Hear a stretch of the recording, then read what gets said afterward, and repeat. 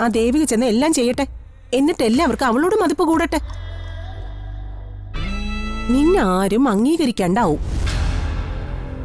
അതുണ്ടാവാൻ പാടില്ല. അതുകൊണ്ടല്ലേ അമ്മ പറയുന്നത്. അതുകൊണ്ട് മോൾ അമ്മ പറയുന്നതൊന്ന് കേക്ക്. നല്ല കുട്ടിയായി കുളിച്ച് ശുദ്ധി വരുത്തി നേരെ അടുക്കളയിലോട്ട് ചെല്ല്. എന്റെ മോള് മോശക്കാരിയല്ലെന്ന് ആ വീട്ടുകാരൊന്നും അറിയട്ടെ. വേഗം ചെല്ലു മോളെ. ശരി അമ്മ, ഞാൻ ഇപ്പൊ തന്നെ ചെല്ലാം. വേഗം ആവട്ടെ. അമ്മ പിന്നീട് വിളിക്കാവേ. ശരി.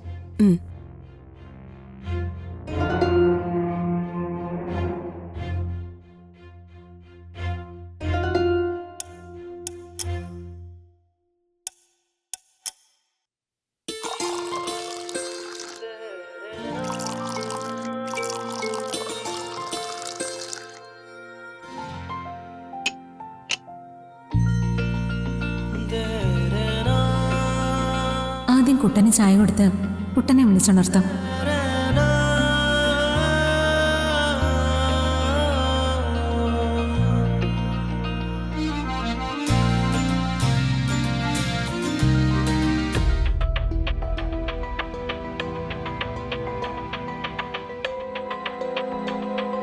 ഇത് കൊള്ളാലോ, എന്റെ ജോലി ഈസിയായി.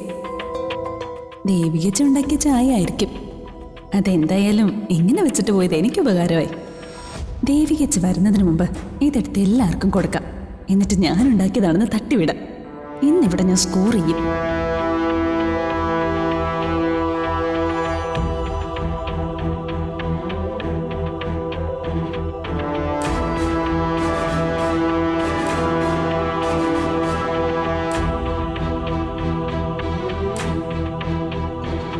മുത്തശ്ശിക്ക് തന്നെ ചായ കൊടുക്കാം. ഈ ചായയിലൂടെ എനിക്ക് മുത്തശ്ശിയുടെ മനസ്സിലേക്ക് കയറി പറ്റണം.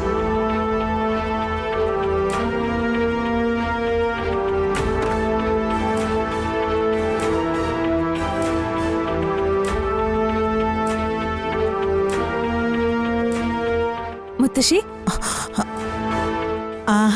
മോളോ, ഇങ്ങ് വാ. ദാ മുത്തശ്ശി ചായ. അല്ല, ഇന്ന് മോളാണോ ചായ ഉണ്ടാക്കിയേ? നീ നേരത്തെ എഴുന്നേറ്റോ? ഞാനാ ഉണ്ടാക്കിയത് മുത്തശ്ശി. വീട്ടിലായാലും ഞാൻ തന്നെയാ രാവിലെ എഴുന്നേറ്റ് ചായ ഉണ്ടാക്കുന്നത്. ചായ മാത്രമല്ല, കാപ്പിയും ഊണും അത്താഴവും എല്ലാം ഞാൻ തന്നെയാ ഉണ്ടാക്കുന്നത്. ആഹാ, കൊള്ളാലോ. ഇപ്പൊ ഇതല്ലേ എന്റെ വീട്. അപ്പോ എന്റെ വീട്ടില് ഞാൻ ചെയ്തോണ്ടിരുന്ന കാര്യങ്ങളൊക്കെ ഇപ്പൊ ഞാൻ ഇവിടെ ചെയ്യുന്നു. അത്രേ ഉള്ളൂ മുത്തശ്ശി. അല്ല, മുത്തശ്ശി ചായ കുടിച്ചില്ലല്ലോ, ചൂടാറിപ്പോവും. ചായ എങ്ങനെയുണ്ട് മുത്തശ്ശി? മുത്തശ്ശിയുടെ കടുപ്പവും മധുരമൊന്നും എനിക്ക് അറിയില്ല. നന്നായിട്ടില്ല അല്ലേ? അയ്യോ, നന്നായിട്ടുണ്ട് മോളെ.